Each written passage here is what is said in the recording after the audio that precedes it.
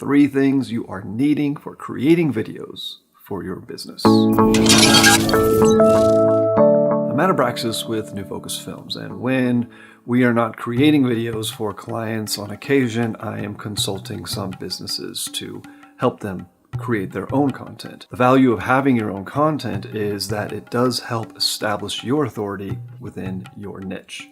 And it can help drive traffic to your website or to your contact information. So the more content you can put out there, the more help you can give to people. It is then easier for people to know, like, and trust you and come back to you again and again and eventually want to do business with you. Now, 3 things that are needed so you can start creating this content are this. Number 1. You have to plan your production. So this will include having a camera, which in most cases is going to be one of these. Most of these newer phones have fantastic video quality, and they are good enough to create something that's going to be shown on YouTube. But there are a few things you're going to need to get along with this, and you will not have to spend too much. One thing is that you need stabilization. It is really annoying to have a phone and set it on a bookshelf or something, have it leaning and trying to video yourself with that. It'll flop over, it will have a weird angle, and you'll have one of those videos where it looks like you're a head down at the bottom of the screen, and it just looks really amateur. So remember, you want this to look as good as you can. It doesn't need to be super Hollywood polished. It does need to have a few elements that look good. So get a little tripod for your phone. Link is down in the description. You can get one for like $30. They really do not cost too much. Along with the tripod, you need to have some lighting.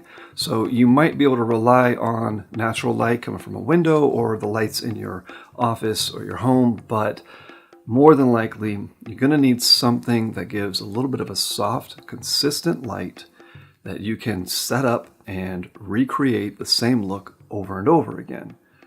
Using lights inside, if they're fluorescent lights, forget that. They tend to create a weird strobe effect with most digital video. And if it's outside light, well, that may be very inconsistent. You might find the time to create a video and it's nighttime, so now you have no light. And so what I would say is maybe another $20, $30, you can get an umbrella light kit. The link again is down in the description. These are really cheap. They are not professional quality by any means. They're rickety, but they work. They totally work. They usually come with light bulbs, an umbrella, a little stand, and you just prop 1 or 2 of them up, and you have your setup for making these videos on repeat. And then, of course, there is sound. Now, these have decent quality sound, and if you're close enough to it, it'll probably be fine. The problem is that it is omnidirectional sound, which means it's picking up sound all around the phone. So what you would want is having a microphone that is pointed, directing toward you, which is what I have on my camera now. It's called the Video Mic Pro. And if you have a DSLR camera, this is a great option. For these, a much cheaper option is just getting a little lapel mic, a wired lapel mic. It plugs into the phone jack, runs a little wire right up to your lapel or your shirt or wherever, and just hook it somewhere close by. And then it's going to hear you and not all the other sounds around the camera. Dishwasher, dog barking, somebody walking through, or buzzing lights, whatever. The sound is going to be much better. Sound is often an overlooked quality in videos, and it is one of the most important pieces because you can always cut to a little slide but still have a decent audio coming in. So that is your production. That is the thing that you will set up, create your videos. But now, what are you going to make your videos on?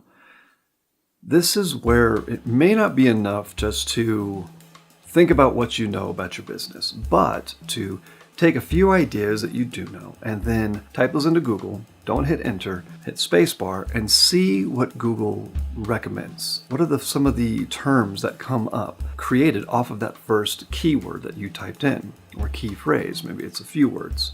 Let's say you're a chiropractor, so maybe then it might suggest chiropractic techniques, chiropractor for lumbar, chiropractor for sciatica. It's going to suggest a lot of more refined terms based on a more general term. And all of those refined terms are topics that you can create a video on, along with the general term. The general term will be a little more difficult for people to find your video when they're entering something in, but those more niche terms, those more specific, what they call long tail keyword, which is something like chiropractor for sciatica on a 50-year-old woman. Those are the sort of things that you can then rank for very quickly.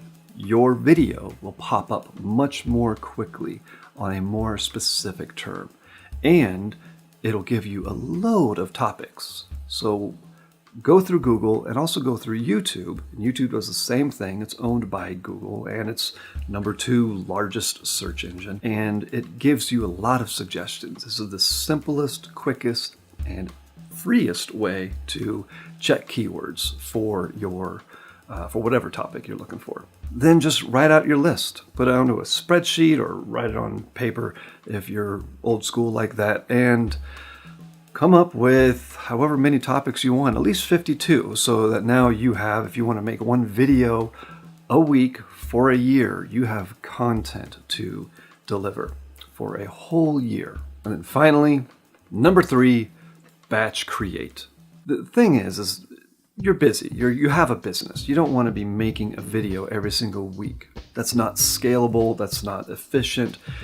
But you can take a day off once a month and make a whole load of videos, or at least 4 videos for your next month. Take a little time, about an hour, create your topic list, then have like an afternoon or a whole day or even a whole weekend. You're going to set up your lights, you're going to set up your camera, you're going to have your microphone ready, and you're going to have however many videos you plan to make have that many changes of clothes, unless you wear the same outfit like a uniform every day. You could do a couple little things to make the video look a little bit unique, like maybe change a prop in the background, and get to it, get to work, start making the videos. And know that at first it's going to take a little bit of getting warmed up. It may take a while. It might feel weird talking to the camera, but you will find your momentum and you'll start feeling pretty natural.